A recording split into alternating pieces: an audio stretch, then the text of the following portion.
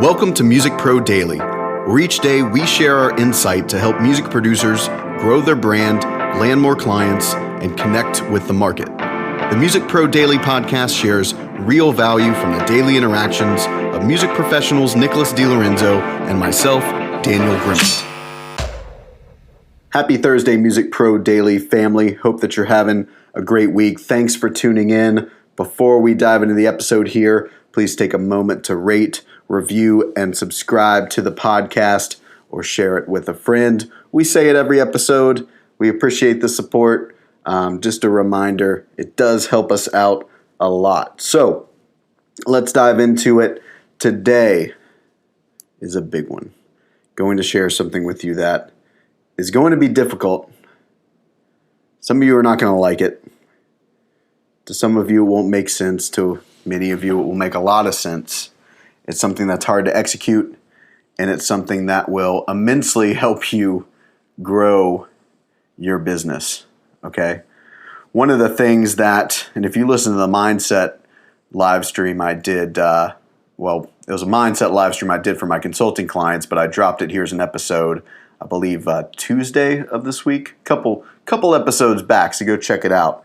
You know, there was a lot of talk in there about when you run a business, you have to do things different than normal people, okay? That's why normal people don't have successful businesses.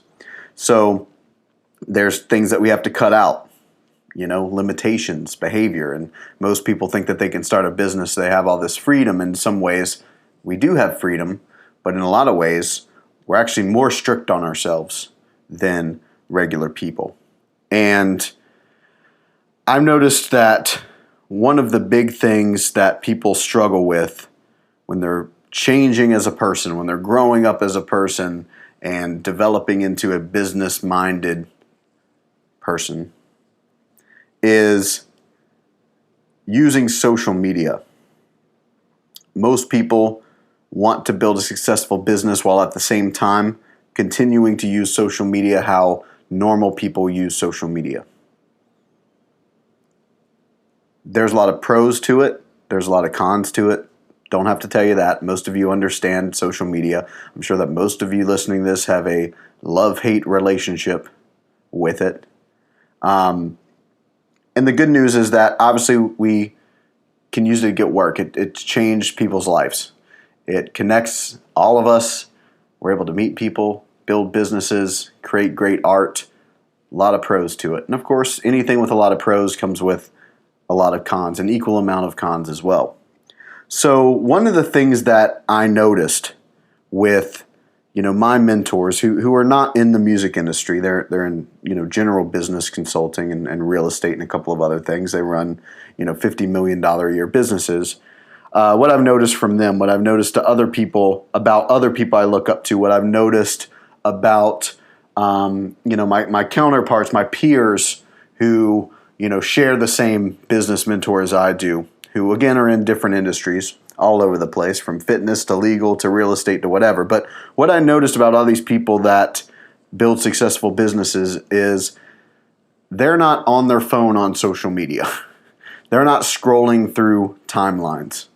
They're not scrolling through Instagram feeds. They just don't do it. Now, this doesn't mean that they don't use social media or don't think it's important. They do. These are mostly people with internet businesses. It is probably one of the most important things for their business, the most important tool. But they don't use it how normal people use it. If you think these guys that have built these massive companies are, sitting around scrolling through news feeds or reading every post in a Facebook group or just hanging out in Facebook groups, that ain't true. That ain't happening. Okay? And what I noticed is, although social media is the reason my clients do well and build businesses and connect with clients, it's the number one tool they use. Same with me.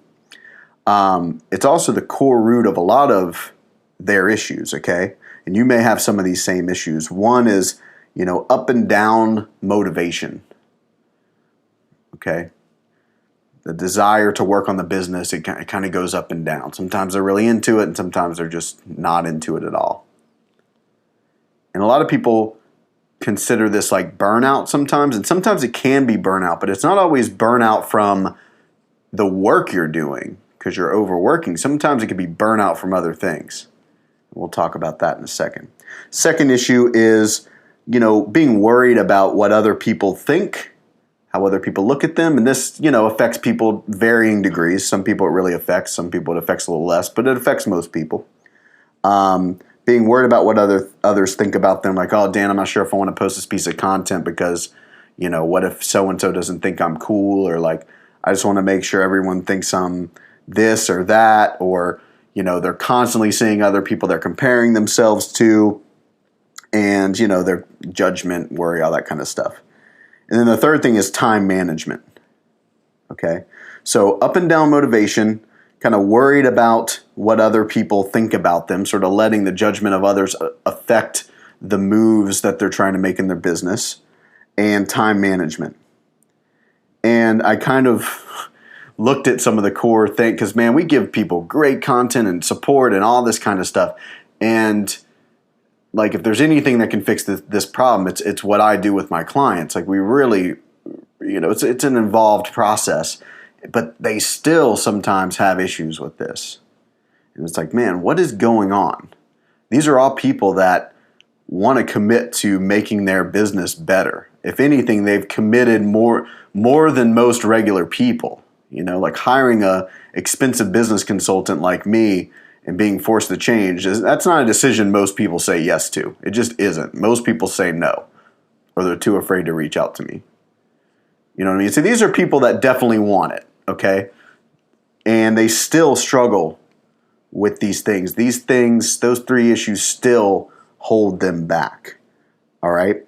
And I realized that what it probably is, or a big contributing factor, is how they're using social media. And piece of this is my fault. I probably should have warned them a bit more up front, and been more of a leader on that. So it's something that we're going to start implementing now.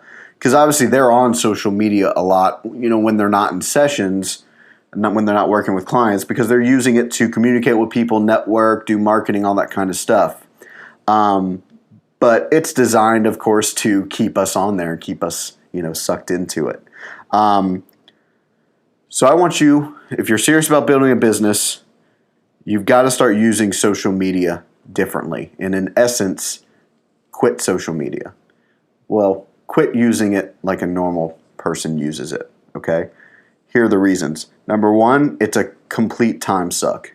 And don't feel bad if this stuff, affects you, or you fall victim to this. I mean, so do I. These are the best engineers in the world designing this digital drug. Someone gets hooked on heroin because they like how it feels. I mean, I'm not gonna, obviously I get it, right? It's designed to get you hooked. Number one, it's a time suck. It will suck your time away. You'll go on to do one thing, and before you know it, it's just gone. You're sitting, you wake up, you go sit on the toilet, you open up Facebook or whatever, and before you know it, you've been sitting on the toilet for 15 minutes, your legs are numb. It's craziness.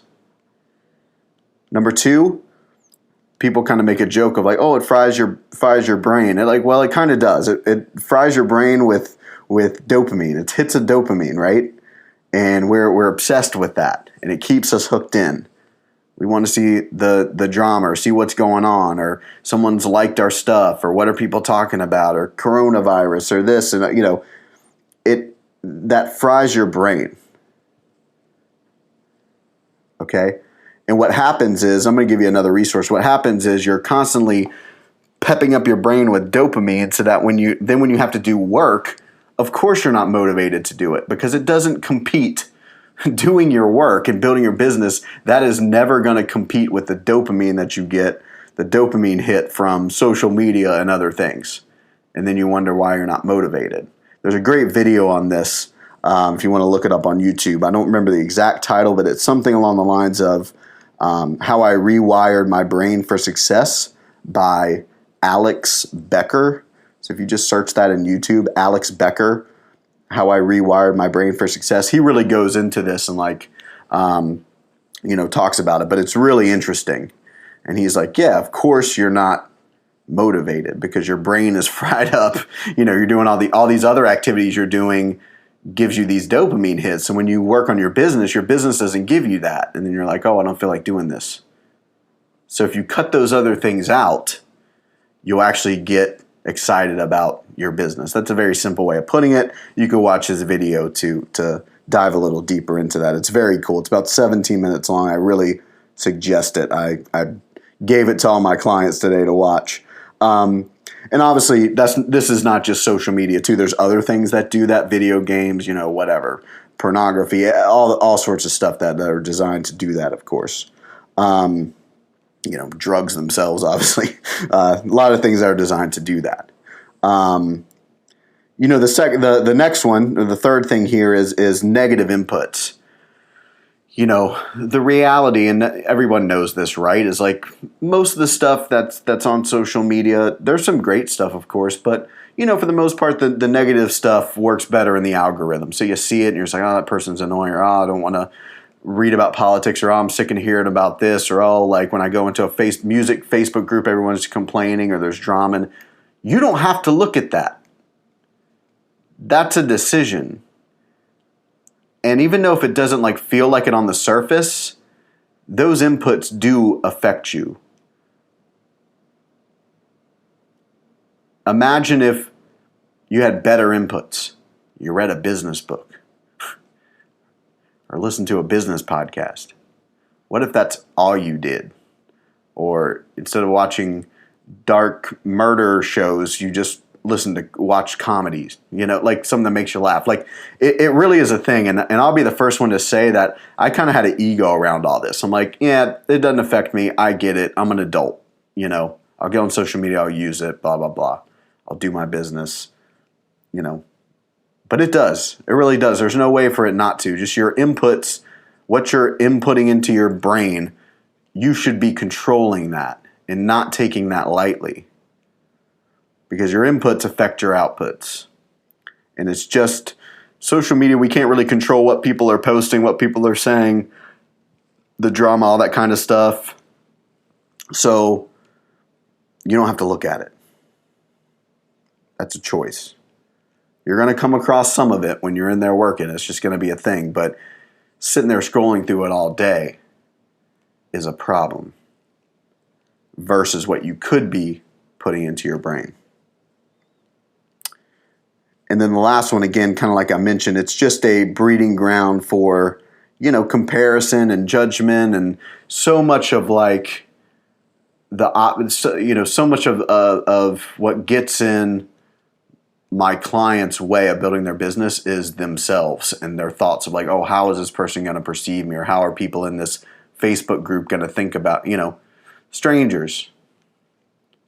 And they get in their own head about it, and then I told them this today in a live stream. I said, if you didn't care about other people, you would be doing twice as much content a week.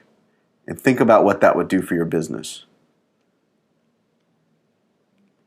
Because the only reason, well, not the only reason, but one of the big reasons that some of them are kind of hold back a little bit is just because they're worried about other people, what other people are going to think about what they're doing.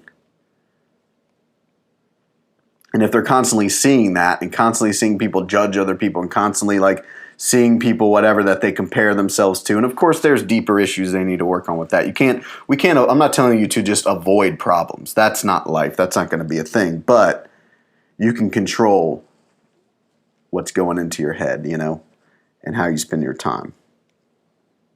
So those are kind of the reasons, all right? Now, obviously, we have to use it. It's the best tool for building our business, If you're an independent producer, audio engineer, mixer, trying to build a bit, it's great. Someone else has done all the work already to bring millions of people into one place who are potential clients for you, and now you can go and use strategies to pick those people out, bring them into your world, and build a relationship with them, meet them, add value to their lives, talk to them, and eventually work together.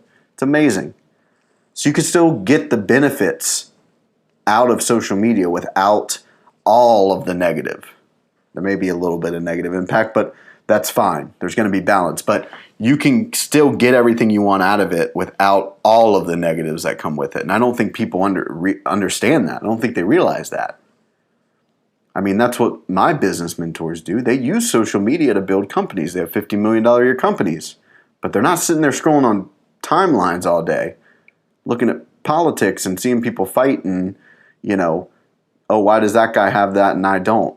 Like, they're not doing that. That is not how they're spending their time at all. So that's not how you have to spend your time either. Here's some tips for you. Number one, remove the apps off your phone. Ooh, I can hear it now. The anxiety. But what if I need? You'll be fine. Facebook Messenger, I get if you're communicating with clients, leads, all that kind of stuff. Cool. Instagram, I get it. It's where you DM, all that kind of stuff. For Instagram, if it really is a problem, I've had clients, they get a separate mobile device, generally an iPad, and they put it on that because they're not going to carry the iPad around. But then they can use it. I realize that checking Instagram on a computer can't really do much with it. It needs to be on a mobile device. Put it on a different mobile device. It's worth getting an iPad. I have a very popular client of mine who's done really well. Instagram was his primary lead generator, and it also brought him so much hell in life. It just really fucked with him. And that's what he did. He got an iPad and he put it on that. And he intentionally goes on there and uses it. Okay? But for Facebook, you don't need that on your phone. You can go get on it on a computer, do your work, and get off. You don't need it on your phone. So removing the apps. Newsfeed blocker, using Chrome.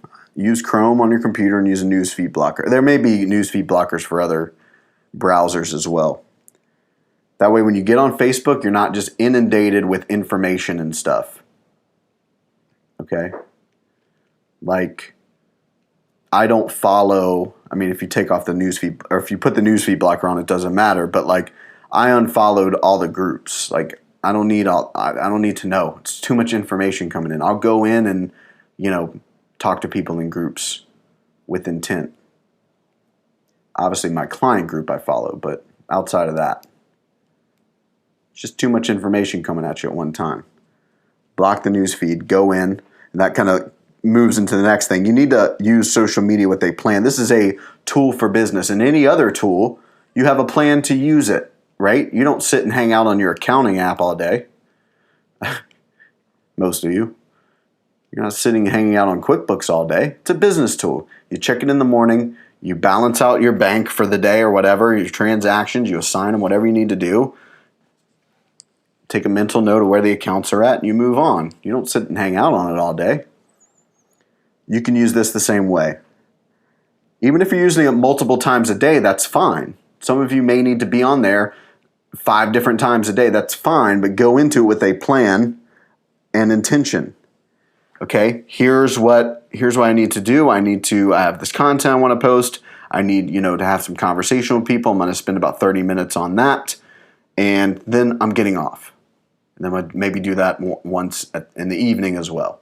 That's fine. I'm not saying be on there like less. I'm just saying be on there with intention, which will naturally be less because most of you are not on there with intention.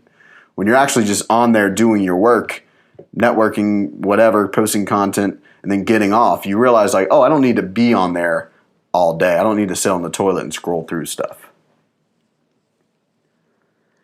Now, here's what's going to happen though. So what happens with any addict when you take away their stuff? They don't know what to do with their time. So you have to replace this time with something, all right? So instead of scrolling through social media, create something. Instead of consuming, create something. Write down some content ideas, Write down some ideas for your business. Write down some ideas for a song you need to do. Draw out a marketing plan. Like, create something. Draw for all I care.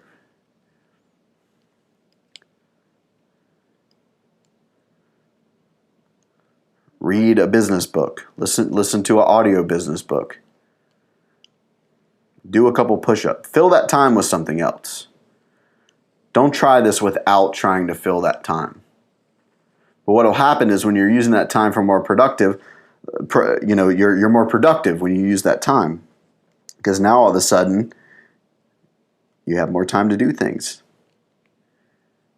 It's hard for ideas to happen when you're just inundated with this endorphin rush all the time, or dopamine, or whatever it is. I don't know the scientific term. Because your brain is just under constant stimulation. It's hard to come up with ideas and think and make plays in your business.